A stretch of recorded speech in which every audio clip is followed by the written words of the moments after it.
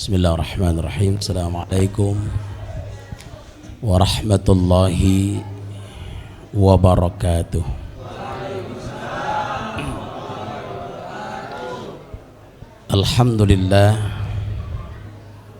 Alhamdulillahi wa kafa, wassalatu wassalamu ala sayyidina Muhammadin al-Mustafa wa ala alihi wa sahbihi ahli sidqi wal wafa.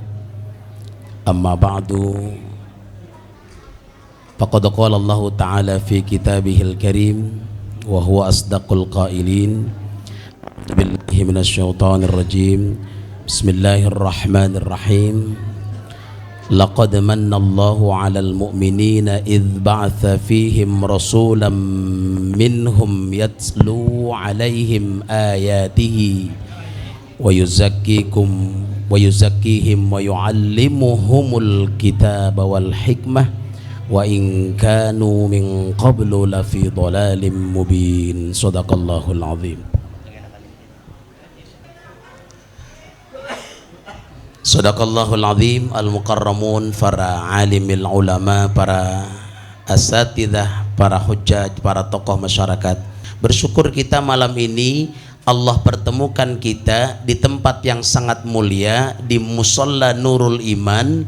Semua duduk secara khusyuk khidmat dalam rangka memperingati Maulid Nabi besar Muhammad sallallahu alaihi wasallam, di mana di dalam majelis ilmu ini semua mendekatkan kita kepada Allah dan semua berusaha dengan sekuat iman kita untuk mencintai seorang pemimpin Islam, pemimpin revolusi Islam, yaitu Nabi besar Muhammad sallallahu alaihi wasallam. Sehingga hadirnya kita dari sini, hadirnya kita di tempat yang mulia ini sebagai bukti syukur kita kepada Allah atas segala nikmat-nikmat yang kita terima, atas segala anugerah-anugerah Allah kepada kita yang kita terima. Kita duduk di sini di tempat yang baik ini karena Allah menginginkan kita menjadi orang yang baik.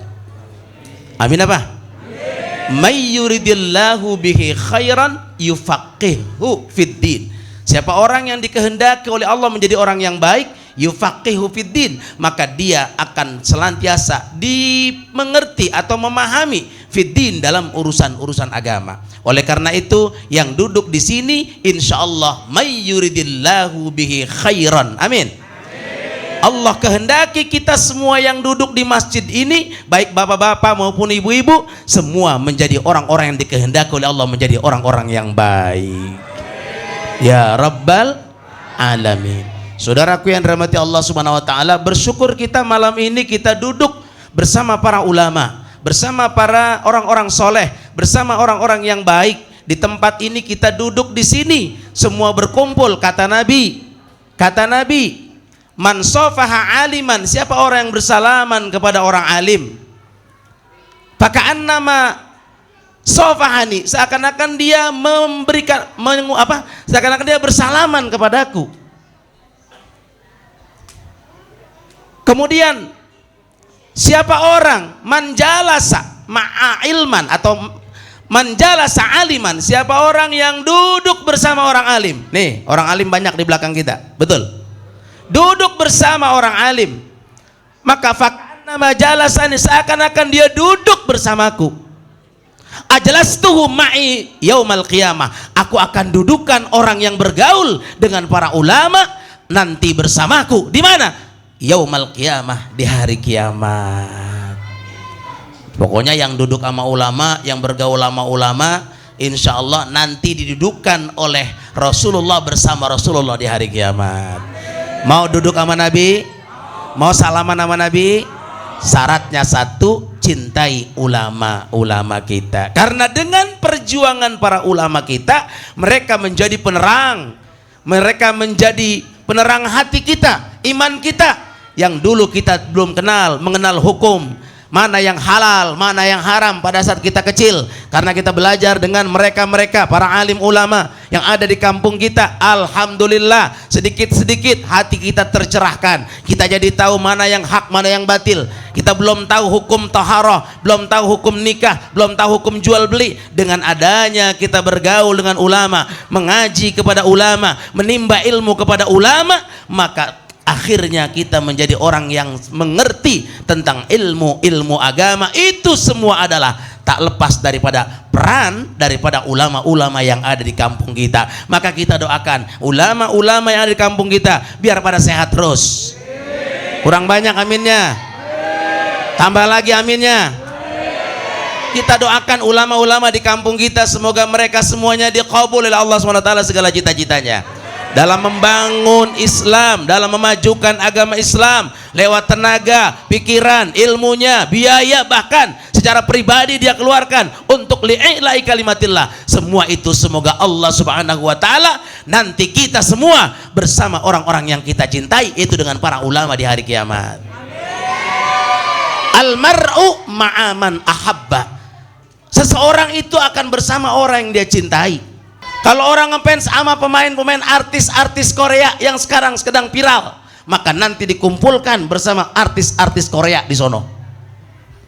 Kalau dia ngefans kepada Rasulullah Sallallahu Alaihi Wasallam, maka nanti dia di hari kiamat akan dikumpulkan bersama Rasulullah Sallallahu Alaihi Wasallam. Mari kita lihat bagaimana ekspresi para sahabat-sahabat kita yang mereka setiap hari bertemu dengan Rasulullah. Mereka melihat bagaimana wujud Rasulullah, mereka melihat bagaimana badan Rasulullah, mereka melihat bagaimana mata Rasulullah. Kalau kita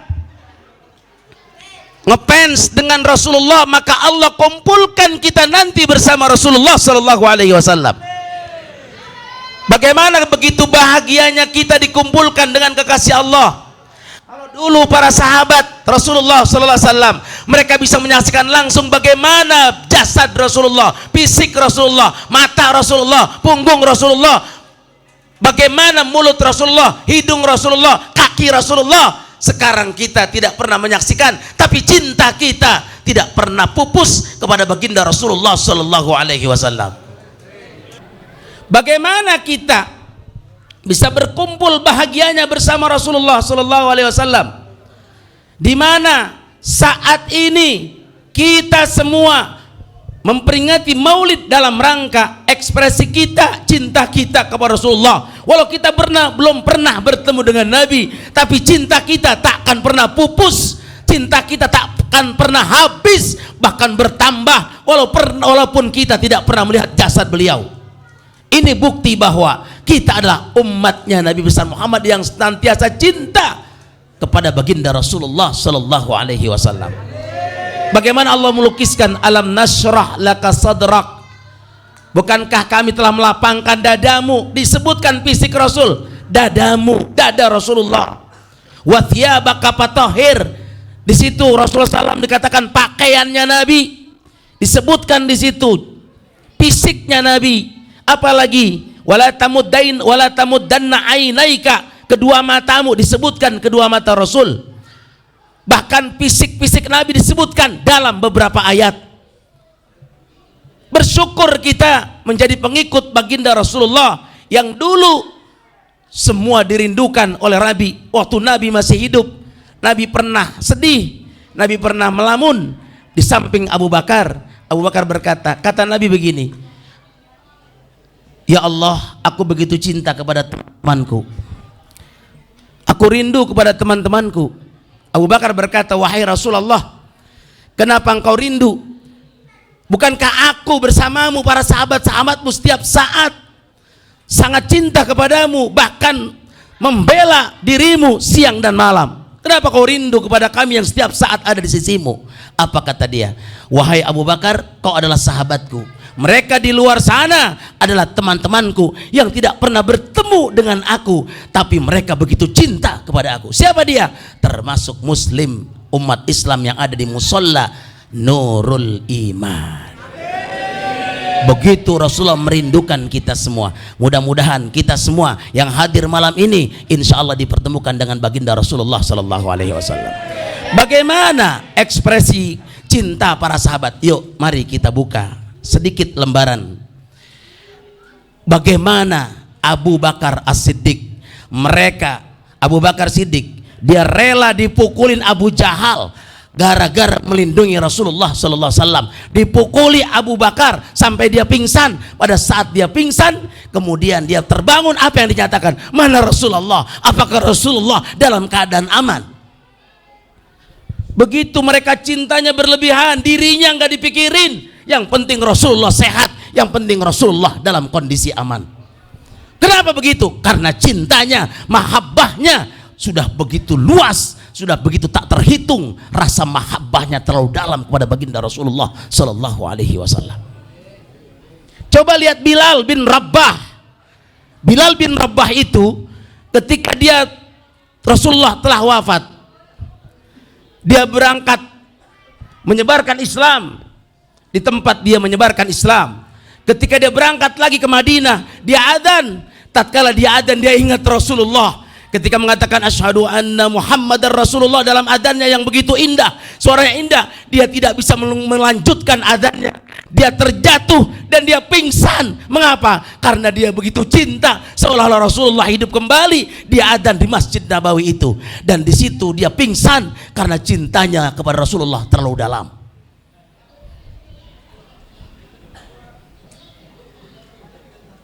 Terus ini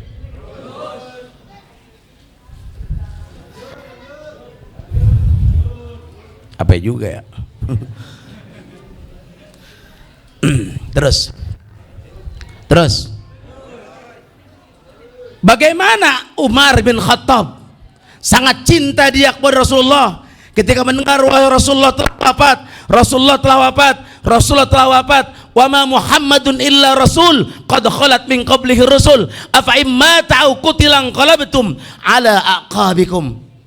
Ketika didengar Muhammad telah wafat, maka Umar bin Khattab bangkit. Dia bangkit, dia mengatakan, kalau ada orang yang mengatakan Rasulullah telah wafat, maka aku akan penggal batang lehernya. Kenapa? Karena saking nggak mau Rasulullah itu meninggalkan dia, karena dia begitu cinta kepada baginda Rasulullah Sallallahu Alaihi Wasallam. Coba lihat Ali bin Abi Thalib, saking cintanya kepada dia, dia mengatakan, hei Ali, kau diam-diam di sini, gantikan tempat tidurku pakai selimutku. Kalau nanti ada yang mengatakan di mana Muhammad, dia telah hijrah.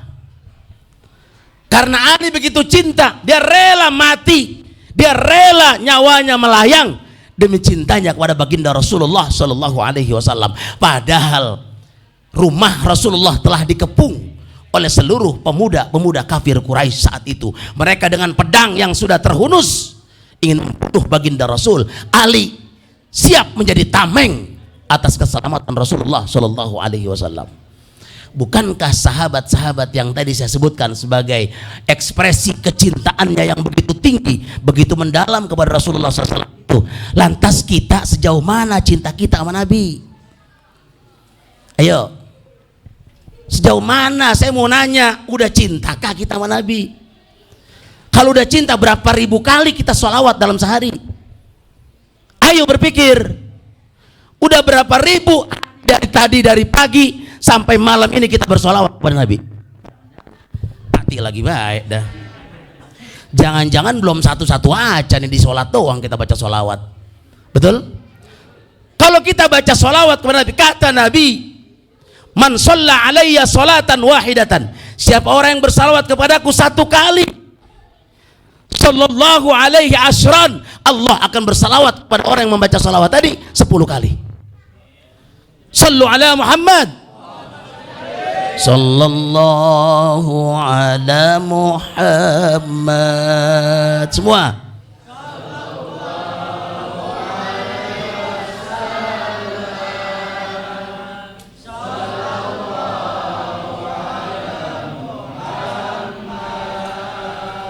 sallallahu alaihi. Semua sallallahu ala Muhammad sallallahu alaihi wasallam sallallahu Muhammad sallallahu alaihi wasallam. Seringin baca sholawat. Satu hari boleh 100 kali, boleh 1000 kali, boleh 2000 kali. Ada satu cerita, ibunya seorang pembaca sholawat, seorang ibu baca sholawat tiap hari ribuan, bahkan gak terhitung. Satu ketika dia meninggal dunia. Ini diceritakan oleh Habib Ali As-Saghar. Dia bercerita bahwa ada seorang perempuan yang wafat, tapi tiap hari lidahnya basah baca sholawat. Ketika dia membaca sholawat, tiba-tiba dia meninggal dunia. Anaknya si perempuan tadi bermimpi ketemu sama ibunya. Ketika dia ketemu sama ibunya, itu perempuan tadi mengatakan, "Nak, Bu, ibu sekarang di mana?" "Aku di alam kubur dan aku menunggu 1 jam, 2 jam, 3 jam, 4 jam, sampai 5 jam. Ternyata aku tidak mendapatkan pertanyaan malaikat mungkar dan nakir. Aku tunggu malaikat mungkar dan nakir, ternyata dia tidak juga datang untuk bertanya kepada saya. Tiba-tiba ada suara, 'Hai wanita, berangkatlah kau ikuti jalan terang.' Dia lihat ada sinar yang begitu terang, dia disuruh jalan, dia jalan ke sebuah tempat, dan ternyata di tempat itu penuh dengan keindahan, penuh dengan permadani, dan dia suruh tidur di situ, suruh menikmati tempat itu. Dia tanya, 'Apa ini, tempat apa ini?' 'Ini adalah raudhah min riyadil jinan.'" Amin apa? Ya Allah. Terus dia tanya, "Apa sebab, Mak?" Apa kata perempuan tadi kepada anaknya, mimpinya? "Ini disebabkan karena mama, ibu selama di dunia tak putus-putusnya membaca sholawat kepada baginda Rasulullah Sallallahu Alaihi Wasallam."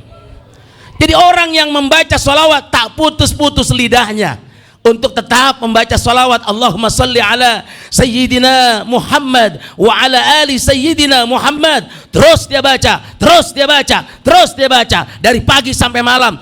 Kalaupun dia ngobrol, hatinya tetap bersolawat. Kalaupun dia bicara sama orang, hatinya tetap bersolawat. Maka insya Allah dia akan terbebas dari pertanyaan malaikat mungkar dan nakir. Maka itu hadirin rahimakumullah, yuk banyak-banyak baca solawat. Insya Allah kalau kita banyak baca sholawat, maka bukti kecintaan kita akan dikumpulkan bersama orang-orang yang kita cintai. Rasulullah kelak di hari kiamat akan memanggil-manggil kita. Kalau kita tidak punya panutan, seolah-olah kita seperti berjalan di sebuah hutan yang begitu gelap dan begitu padat dengan pepohonan. Kita bingung arah kemana, kompas kita nggak punya, kita mau jalan mana? Ternyata ada Rasulullah SAW yang menerangi perjalanan kita. Ikutilah ajaran Rasulullah Sallallahu Alaihi Wasallam, niscaya kita akan berjalan terus menuju surganya Allah Subhanahu Wa Taala. Demikian dan sekian yang saya dapat sampaikan, karena saya mesti berangkat ke Kalideres. Di sana ada 3 penceramah. Saya minta saya ceramah ketiga. Kalau sekarang 10:30 saya sampai di sono 1 jam setengah 12. Di sana saya minta sampai jam 12 bersama Kiai Noval Makmun. Di sana bersama jadi ceramah kedua beliau. Mudah-mudahan keburu. Di sini banyak penceramah, ada Kakanda Kiai Haji Syarif Muawan, ada Kiai Haji Husnul Akib, gambar si 3 gede-gede waktu gambar, ya gambarnya mau 3, ya kan? Nah, tapi banyak juga penceramah kita, ada Kiai Sahlan di sini, ada Kiai Yunus, ada Kiai Abdurrahman, semua ada Kiai Lutfi, semua pada ceramah di sini. Kasih waktu sarang 2 menit. Assalamualaikum warahmatullahi wabarakatuh. Waalaikumsalam. Langsung aja. Assalamualaikum warahmatullahi wabarakatuh. Terus lagi 2 menit itu ya. Kasih waktu mereka semua. Insya Allah banyak mutiara-mutiara hikmah yang keluar dari guru-guru kita. Insya Allah kita semua akan mendapatkan ilmu yang bermanfaat. Amin ya rabbal alamin. Terima kasih atas segala perhatian. Mohon maaf atas segala kekurangan, dan mohon maaf kalau baterainya tadi lowbat, atau mohon maaf kalau mic-nya mati-matian. Terima kasih. Wallahul muwaffiq ila aqwamit thoriq. Wassalamualaikum warahmatullahi wabarakatuh.